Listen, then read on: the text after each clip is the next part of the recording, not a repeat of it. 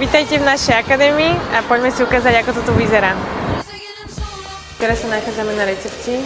Nižšie je Rafa nad muzeum. Tu sú jeho ikonické trička a dokonca sú aj špinavé. Toto je prvá trofej, ktorú Rafa vyhral na okruhu ATP, ale niečo tam nesedí. Uhadnete čo? Napravo tu je vlastne reštaurácia, ktorá sa nazýva Roland Garros a tu naľavo je buffet bez open, čiže je to pomenované na základe tých Grand Slamov. Teraz sa nachádzame na takom hlavnom výhľadovom mieste akadémie, čiže odtiaľ to je možnosť vidieť hlavný centrálny dvorec. Tu napravo sa vlastne nachádza hotelové izby, aj hotel zase s fitkom.